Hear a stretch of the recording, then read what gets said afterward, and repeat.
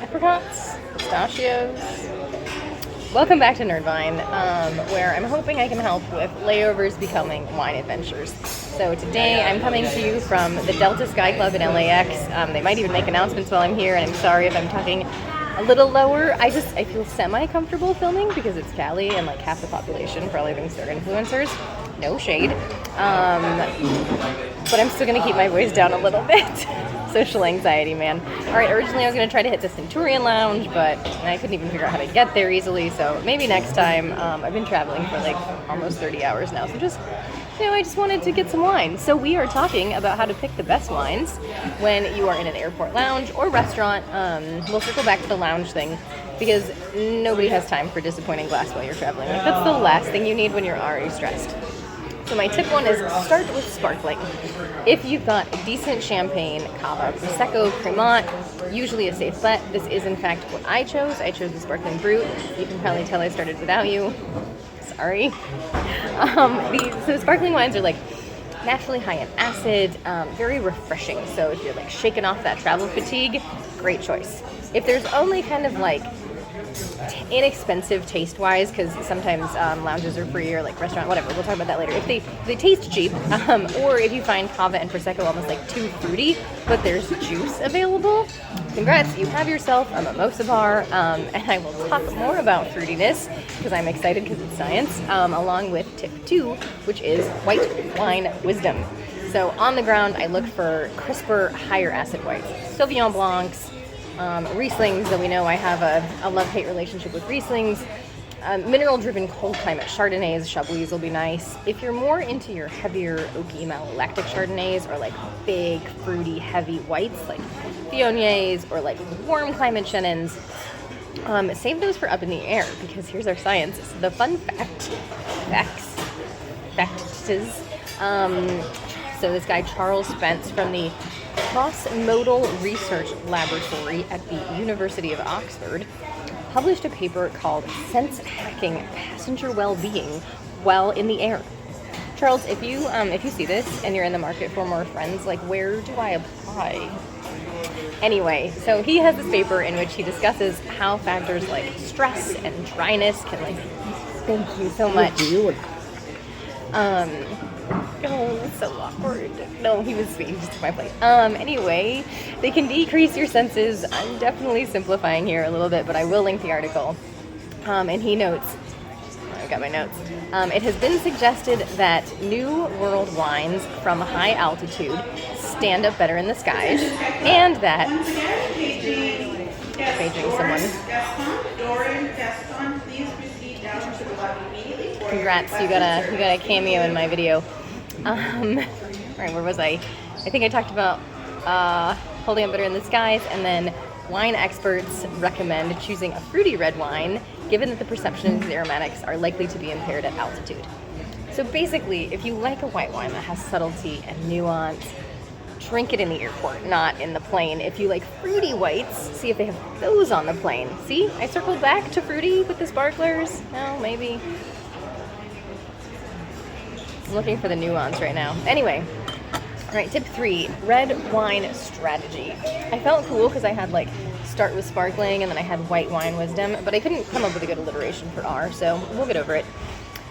Overall, for your reds, it's just, honestly, I just go with the regular strategy. If you're just snacking, go a little bit lighter, think your Pinot Noirs or your Gamay, and then go bolder if you're having like a full meal. So Syrahs, Cab Sauves, nice juicy Malbec.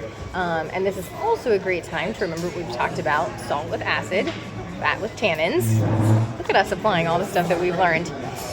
Okay, with this in mind, but also being cognizant of how your tastes may change in the sky.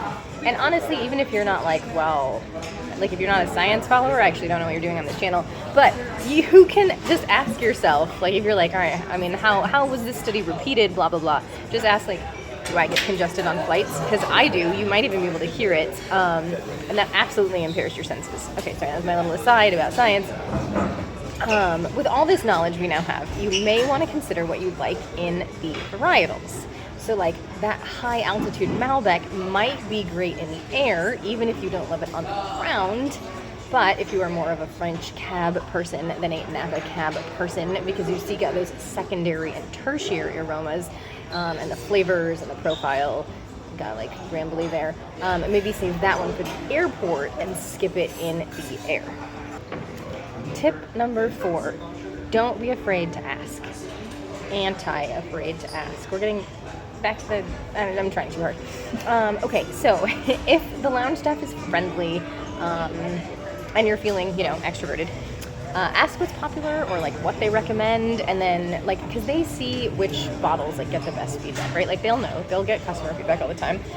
If you're in the lounge, which I kind of said this, I was starting to say this at the beginning of the video, and it's not just for the rich and famous, and we'll talk about that more toward the end. I still relate, I get it. But anyway, absolutely ask the staff people. So like, I know the Chase Sapphire Lounge in Boston has like a legit chef. So while I normally order from my table like a total introvert, were I feeling more extroverted, I would probably ask for recommendations at the bar. You know what?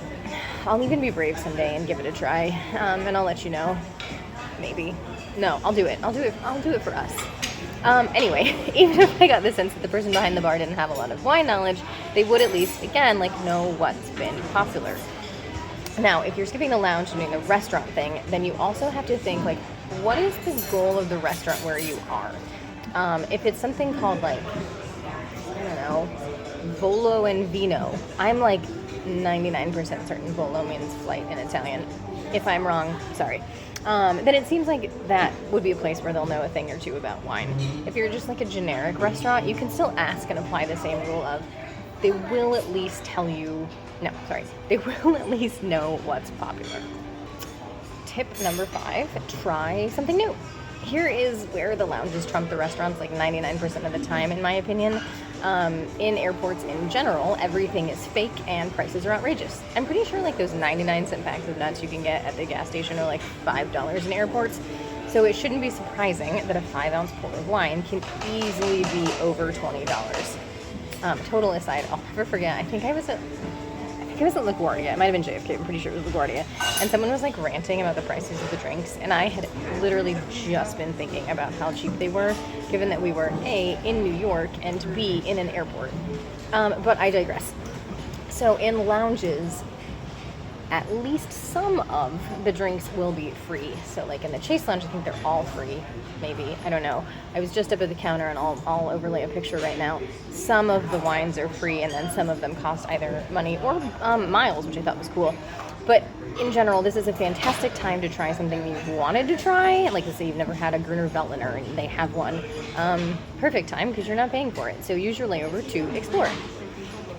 Bonus, NerdVine math. Now, I'm not a travel guru. I'm trying to get better at it and like maximize my points and all that, but there are lots of people out there who have way better advice on using points, rewards, how to get into lounges. I get into some because I have a Chase Sapphire card and some because I have the Amex Platinum, which to be honest, I'll probably cancel soon, but that's a whole aside.